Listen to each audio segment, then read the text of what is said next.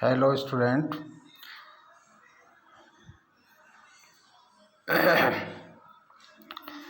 good morning to all. We are going to discussion about a new topic, that is CDNA library. आपने पिछले video में जब सुना होगा, हमने चर्चा की थी जीनोमिक लाइब्रेरी की। तो जीनोमिक लाइब्रेरी की चर्चा की, उससे सिमिलर ही एक टॉपिक है CDNA लाइब्रेरी।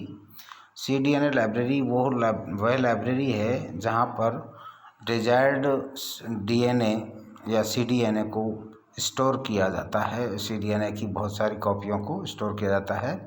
ये केवल यूकैरियोटिक ऑर्गेनिज्म के लिए ही काम में आती है। CDNA में C4 कप्लीमेंट्री DNA होता है। तो CDNA are the complementary DNA formed by reverse transcriptase in presence of reverse transcriptase enzyme on the template of mRNA of eukaryotic organism।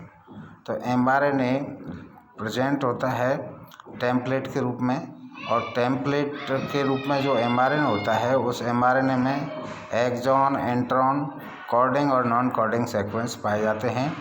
इसके लिए सबसे पहले इसका प्रोसीजर हम देखें तो रिवर्स ट्रांसक्रिप्टेज की जो प्रोसेसिंग है, उसके लिए हमें mRNA टेम्पलेट के रूप में चाहिए, और उस टेम्पलेट में इंट्रॉन जो नॉन कोडिंग सीक्वेंस हैं उनको सबसे पहले रिमूव किया जाता है।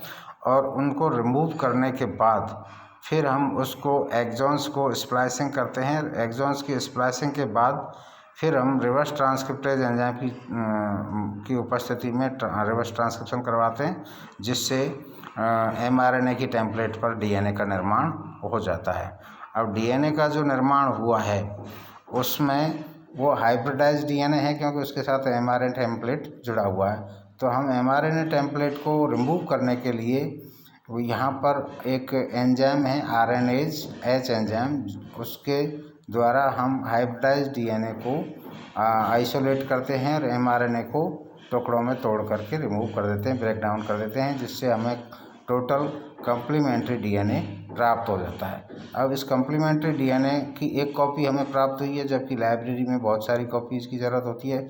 इसके लिए हम वही सेम प्रोसेस अपनाएंगे जो हमने जीनोमिक लाइब्रेरी बनाने के लिए किया था। इसका मतलब इसको सबसे पहले हम एक उचित वेक्टर में इंसर्ट करवाएंगे, और उस वेक्टर को एक होस्ट में इंसर्ट करवा के फिर उसकी कॉलोनी डेवलप करेंगे, उसको ग्रो कराएंगे अगर उस पर, जिससे बहुत सारी multiple DNA copy CDNA copy हमें प्राप्त हो जाएंगी। वो ही डिजायर्ड CDNA हैं जो हमें लाइब्रेरी में स्टोर करना है। इस तरह से हम डिजायर्ड CDNA की मल्टीपल कॉपीज़ तैयार करके एक पर्टिकुलर स्पेस पर इसको स्टोर कर देते हैं, जो ज़रूरत के हिसाब से कभी भी काम में लिया जा सकता है। इस तरह से हम CDNA लाइब्रेरी बना सकते हैं। धन्यवाद दोस्तों। आशा है कि आपको ये कॉन्सेप्ट क्लियर हो गया होगा। यदि कॉन्सेप्ट क्लियर हुआ है तो आप बेल बटन को दबाएं और लाइक बटन दबाएं, जिससे और वीडियो भी आपको प्राप्त हो सके। Thank you.